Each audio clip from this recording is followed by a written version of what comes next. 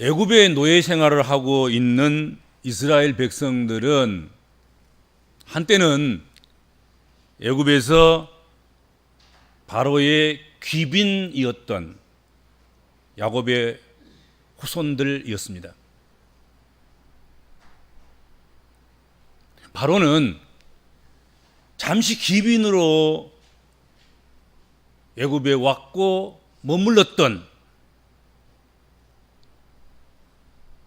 야곱의 후손들을 영구하게 잡아두고 노예할 것을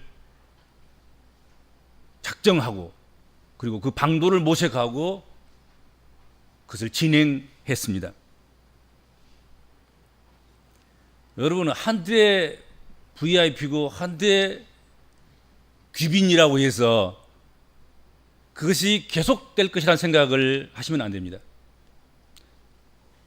세상은, 사단은, 제국은, 육신은, 이런 것들은 필요할 때는 한때 귀빈으로 초청했다가 필요가 없으면 버리고 또 격을 낮추어서 노예 삼고 종 삼고 하수인 삼는다는 사실을 늘 잊어서는 안 됩니다. 여러분, 세상을 사랑하면 그 사랑하는 순간에는 우리를 환영하고 귀빈 대접할 것입니다. 근데 우리가 세상에 빠지면, 사랑에 빠져 있으면 그때부터는 우리를 종 삼는 것입니다. 우리를 노예 삼는 것입니다. 죄악이 그렇습니다. 제국의 속성이 그렇고 세상의 속성이 그렇습니다.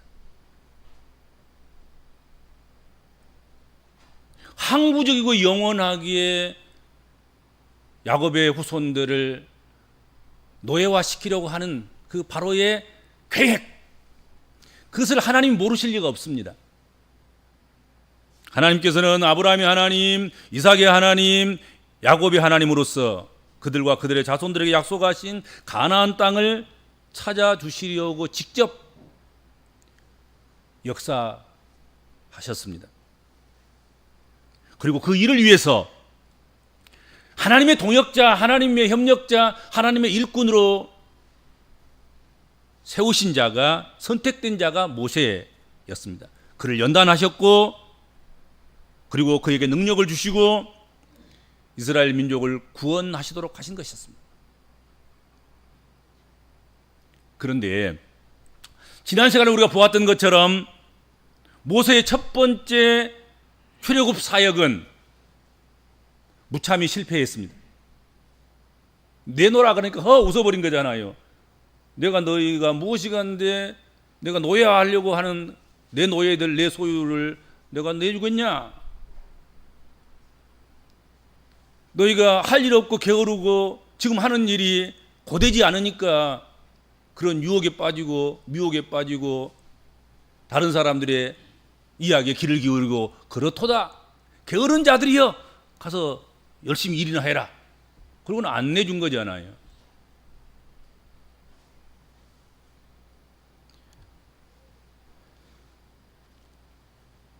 사명에 실패하고서는 지치고 낙심한 모세가 어깨가 쭉 처져서 하나님을 찾아옵니다. 하나님께 나아왔습니다. 어찌하여 이 백성이 학대받도록 하시느냐? 왜 나를 보내셨습니까? 그렇게 질문하고 항변하던 모세가 우리의 눈에 선합니다. 그렇죠? 그려지죠?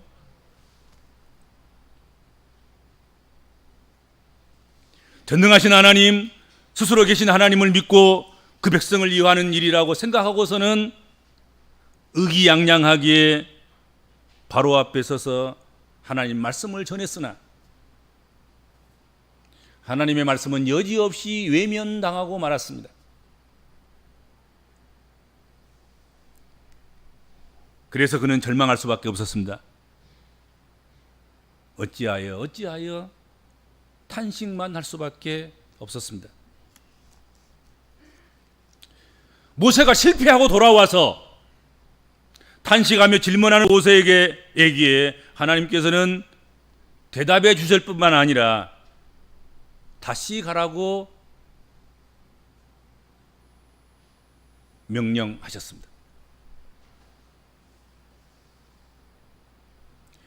이제 내가 바로에게 하는 일을 내가 보리라. 강한 손으로 말미암아 바로가 그들을 보내리라. 강한 손으로 말미암아 바로가 그들을 그 땅에서 쫓아내리라. 그러시면서 하나님께서는 모세에게 오늘 본문 10절과 11절에서 여호와께서 모세에게 말씀하여 이르시되 들어가서 다시 애굽에 들어가서 이스라엘 자손을 그 땅에서 내보내게 하라. 바로 궁에 들어가서 바로 앞에 서서 바로로 하여금 그 땅에서 이스라엘 백성들을 내보내도록 그렇게 해라 말씀하셨습니다.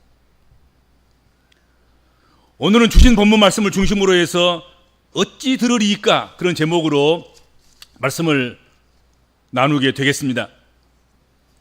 오늘 주신 본문은 모세와 아론의 족보를 말씀하신 후에 다시 28절에서 30절에서 반복되고 있는 말씀이기도 합니다. 오늘 똑같은 말씀을 오늘 본문에도 하고 있고 모세의 족보를 이야기하고 난 다음에 또 하고 있고 그렇습니다.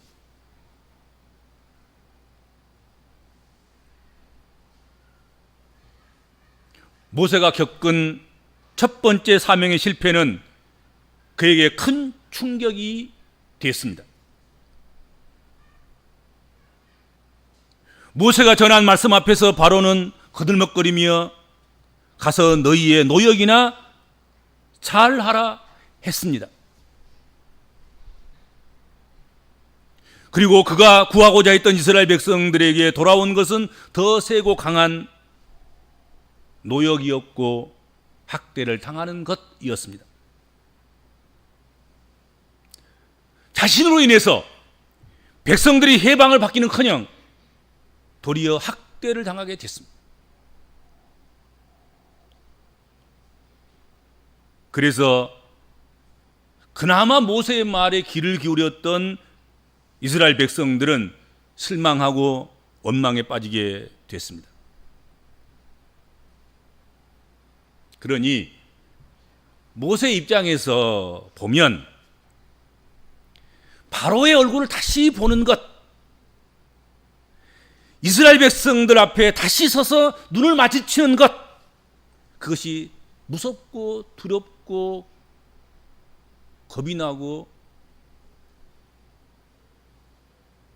또 그럴 용기도 없었습니다. 실패의 트라우마가 생긴 것 아니겠습니까? 그렇죠? 그런데 하나님께서는 그런 모세에게 그들에게로 다시 들어가라고 말씀하시는 것입니다.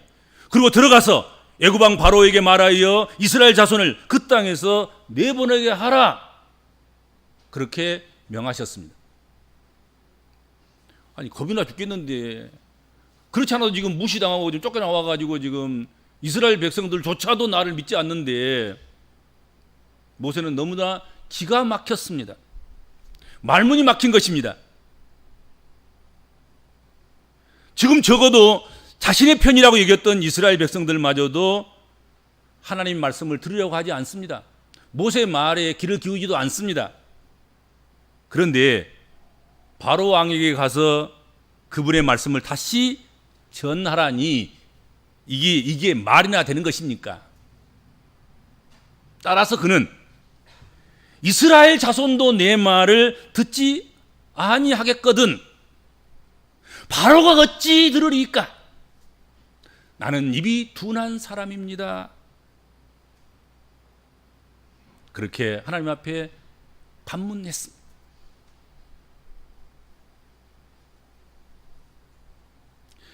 에크 이쉐마니 어찌 순종하겠습니까? 어찌 경청하겠습니까? 그런 뜻입니다. 어찌 들으리까? 어찌 바로가 내 말을 경청하겠냐 이게야. 어찌 바로가 내 말에 순종하겠냐 이거지.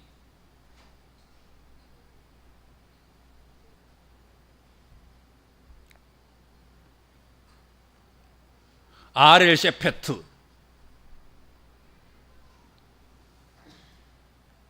표피가 떨어져 나가지 않는 그런 뜻입니다. 포피가 잘려나가지 않는, 다시 말하면 할례 받지 않는 그런 뜻입니다. 할례를 받아야 아브라함 후손 아닙니까? 그렇죠? 할례를 받아야 이스라엘 백성 아니겠습니까? 그렇죠? 이게 입술에 할례 받지 않은 자, 나는 입술이 둔한 자, 그 말이 원문이 그렇게 돼 있단 말이에요.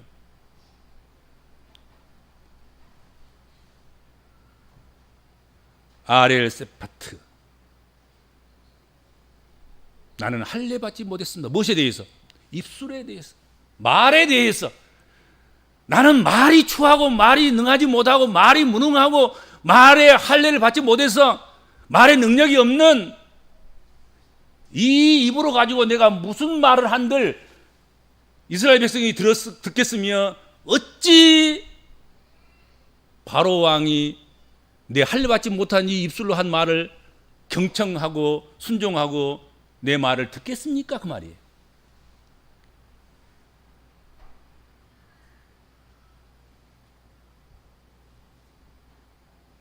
내 눈에도 위대하게 보이는 바로, 세계를 제패하는 세계의 제국의 왕인 바로, 어찌 할례 받지 못한 내 무능한 입술을 가지고 그에게 뭘 요구하고 명령하고 그런다고 해서 또 그가 내 말에 귀를 기울이고 들어주겠습니까? 인간적인 의구심을 품고 그렇게 하나님 앞에 반문할 수밖에 없었습니다. 하나님 앞에 그렇게 질문할 수밖에 없었습니다. 게임이 될 게임을 좀 하나님이 시키시지. 어찌 나 같은 것을, 이 할례 받지 못한 입술을 가진 나를, 또 바로에게, 실패한 나를 바로에게 보내셔서 그에게 내 백성 내놔라고 그렇게 말씀하라고 하십니까? 그런다고 해서 바로가 내 말에 귀를 기울이겠습니까?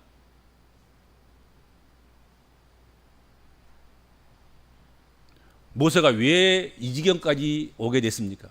모세가 왜 이렇게 됐습니까? 하나님 일꾼으로 선택되었으나 여전히 모세의 전략은 하나님께 속한 것보다는 자신의 환경과 자신이 가지고 있는 소유에 집중되었기 때문에 그렇습니다. 모세는 지금 누구를 바라보고 있습니까? 변덕스럽고 강팍한 권세 있는 바로를 바라보고 있는 것입니다. 고난 없는 영광만을 바라보는, 기대하는, 원망하는 이스라엘 백성들을 바라보고 있는 것입니다. 주변과 환경을 바라보고 있습니다. 그리고 자신의 미천한 신분과 무능한 입술과 자신의 동족조차도 설득하지 못한 실패의 경험에 사로잡히고 실패한 사실, 그것을 바라보고 있습니다. 그러니 당연히 그 입술에서 이스라엘 자손도 내 말을 듣지 아니하겠거든 어찌 바로가 내 말을 들으리까? 나는 입술이 둔한 자이다. 그렇게 할 수밖에 없었지 않겠느냐? 그렇지 않겠습니까? 사람 바라보고, 환경 바라보고, 자신 바라보고, 그러면 어떻게 하나님 말씀을 순종할 수 있겠습니까?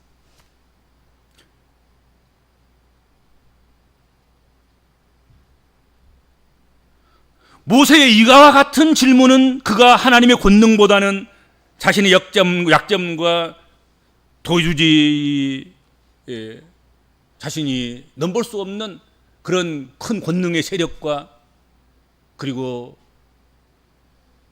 무엇이든지 원망하기 좋아하고 불평하기 좋아하는 노예 생활화되어서 그렇게 살아가는 그런 이스라엘 백성들, 그들을 바라봄으로 말미암아서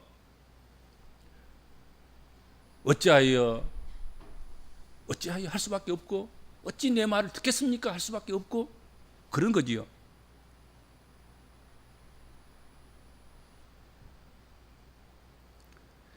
그래서 하나님께서는 모세를 위하여서 오늘 성경에 예비하신 것이 있습니다. 모세를 위해서 무기를 마련한 것이 있습니다. 모세를 위해서 주시고자 원하시는 권세 있는 것이 있습니다. 그것이 무엇입니까? 오늘 본문 바로 뒤에, 그리고 똑같은 본문 바로 앞에, 그 사이에 뭐가 있습니까? 모세와 아론의 족보가 있습니다. 여기 족보 나올 이유가 없어요. 여기서, 이 자리에서. 그런데 바로 바라보고, 이스라엘 백성 바라보고, 환경 바라보고, 자신의 실패 바라보고, 자신의 둔한 입술을 바라보고, 할례받지 못한 입술을 바라보면서 안 됩니다, 못하겠습니다, 어찌 내 말 듣겠습니까, 어찌 바로가 귀를 기울이겠습니까 하는 모세에게 그를 위해서 모세 아론의 족보를 꺼내서 말씀하십니다. 하나님께서는 사명 수행에 용기 없던 모세와 아론을 기어이 이스라엘 출애굽 사역에 끌어들이고 사용하기 위해서 족보를 끄집어냈다 하는 것입니다. 그래서 하나님은 그들이 거절할 수 없는 확증을 주신 것입니다. 너희 족보를 봐라. 너희는 아브라함의 자손이며 이삭의 자손이며 야곱의 자손이며, 이미 하나님께서는 그들에게 여기 애굽이 아닌, 애굽의 종살이가 아닌 가나안 땅에 너희를 인도하신다고 약속했고, 이미 그렇게 하고 있는 과정 속에서 지금 잠깐 여기서 너희가 VIP로 잠깐 이렇게 존경광 받고 살라고 여기서 잠깐 머물게 했지, 종살이 하라고, 영원히 종살이 하라고 여기 머물러 있게 한 것이 아니야. 이제는 종살이 그만두고 애굽에서 나가야 해. 내가 약속의 땅 가나안 땅, 그곳으로 내가 너희를 인도할 거야. 네가 한 것이 아니라 내가 할 거야.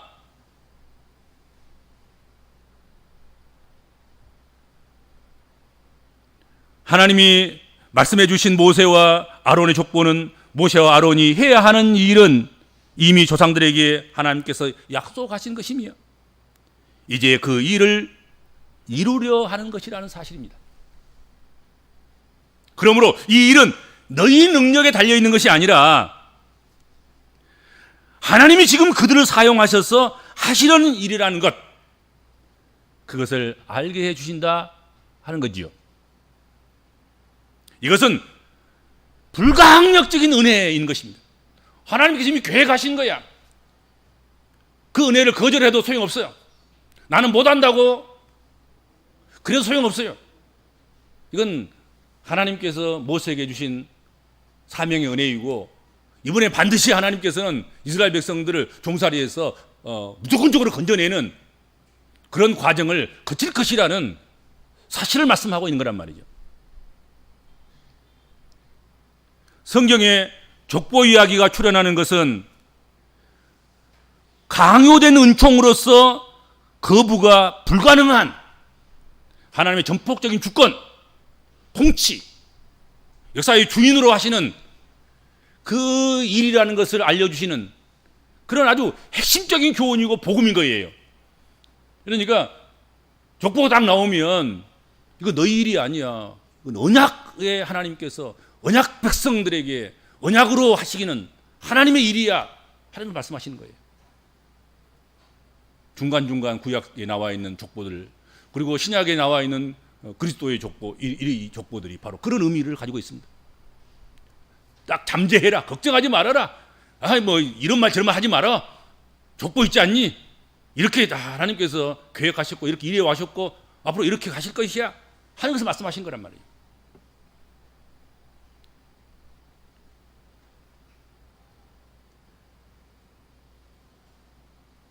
생각해 보십시오. 하나님과 그의 관계가, 하나님과 이스라엘이, 하나님과 모세가 부모와 자식이라는데 더 이상 무슨 이유와 설명이 필요하냐 하는 것입니다.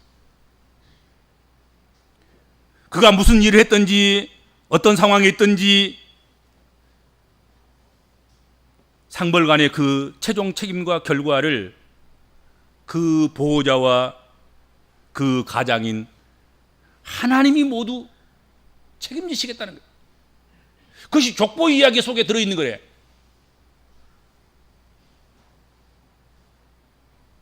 모세는 언약을 이루시는 하나님이 아닌 자신의 한계에 초점을 맞춤으로써 좌절할 수밖에 없었습니다. 언약의 하나님이신 그 전능하신 하나님을 바라보는 대신에 권세 있는 바로를 바라보고 목이 뻣뻣한 원망자라고 불평자라는 이스라엘 백성들을 바라보았기 때문에 모세가 기죽었고 실패했으니 또 실패하리라는 생각을 품게 되었고 그래서 용기를 잃게 된 것입니다.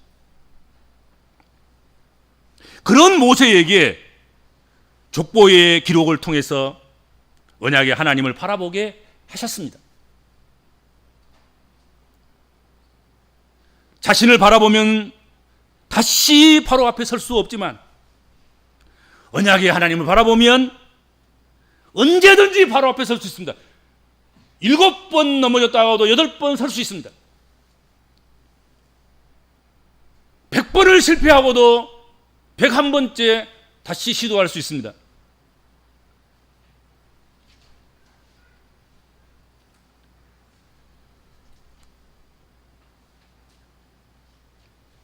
그러므로 하나님께서는 오늘도 말씀하십니다.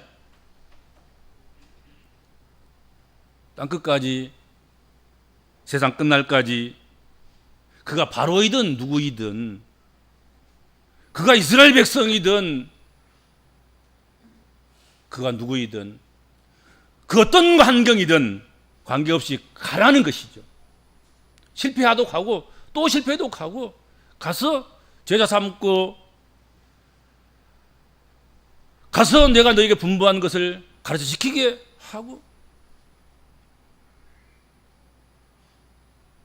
예수의 이름으로 세례를 베풀고 할례를 행하고 은혜를 선포하고 말씀을 전하고 그렇게 하라는 것이죠.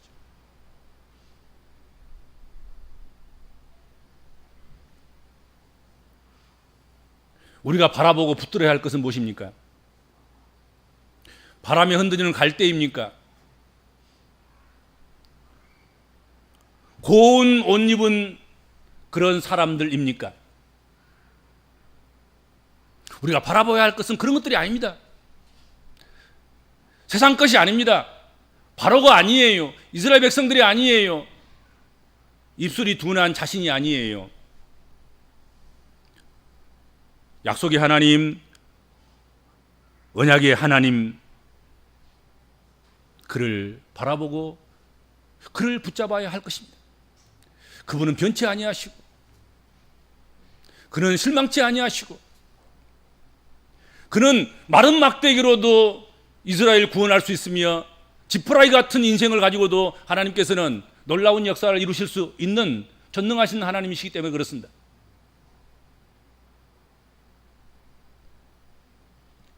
언약의 하나님, 약속의 하나님은 영원히 변치 아니하시는 여호와 하나님이십니다.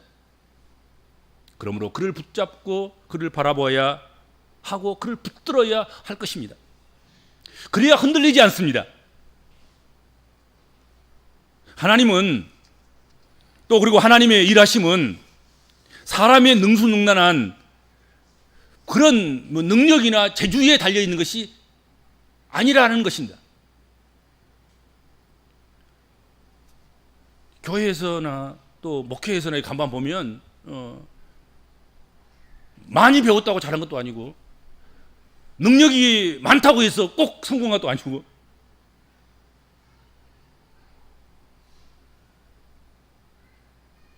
오히려 무능하고 약하고 전폭적으로 자신을 내려놓고 하나님만 인정하고 하나님만 의지하는 성령의 나타남과 능력만을 사모하는, 오히려 그런 사람들을 통해서 목회가 되고 교회가 되고 하나님의 일이 되더라는 거죠. 그렇지 않아요? 자기 바라봐서는 안 되는 거예요. 이게 교회라는 게, 하나님 일이라는 것은 자기 힘으로, 자기 능력으로, 그러면 결국은 자기보다 센 사람이 있을 것 아니겠습니까? 자기보다 더 아는 사람이 있을 것 아니겠습니까? 그러면 자기는 초라하고 능력 없고 부족하고 절망할 수밖에 없고 낙심할 수밖에 없고, 그러지 않겠습니까?